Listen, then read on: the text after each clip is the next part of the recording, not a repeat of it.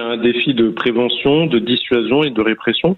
Ça fait 1 an qu'on se bat justement pour renforcer la sous-direction de la police régionale des transports qui gère l'ensemble de la sécurisation des transports en commun sur la région Île-de-France.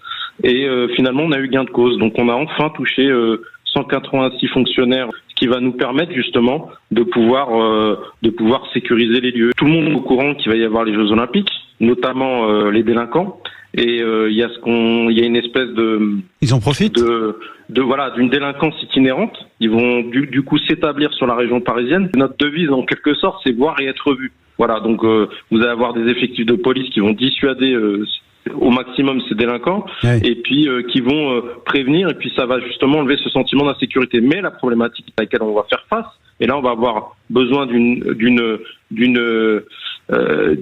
justice très ferme, parce que c'est vrai que les pickpockets, on en a beaucoup. Ils utilisent, c'est des réseaux qui sont très organisés et qui utilisent très souvent les mineurs.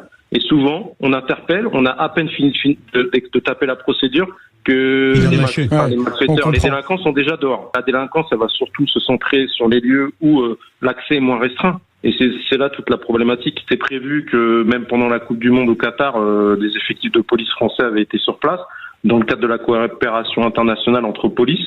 Très souvent, quand il y a des événements planétaires, vous avez des policiers soit français, soit étrangers qui se déplacent sur place. Mais on a l'habitude de travailler avec eux.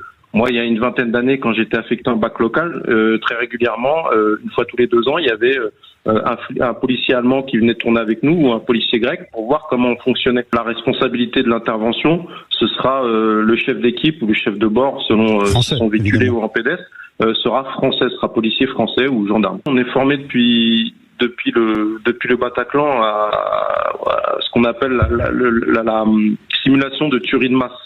On intervient, on bloque par exemple un centre commercial et on met les pompiers, les policiers, les polices municipales, on met la justice aussi. Et là, on intervient dans le cadre d'un acte terroriste simulé. Donc, on s'est beaucoup entraîné, on a beaucoup travaillé par rapport à ça. Après, vous allez aussi avoir un travail sur la banlieue, puisqu'il faut pas oublier qu'il n'y a pas que Paris intramuros, il y a aussi la banlieue. Vous avez parlé de Saint-Denis tout à l'heure, qui va être crucial dans le dispositif aussi. Et donc du coup, on a beaucoup travaillé, on s'est beaucoup entraîné, on s'est bien préparé en tout ce qui concerne aussi le maintien de l'ordre et les services d'ordre.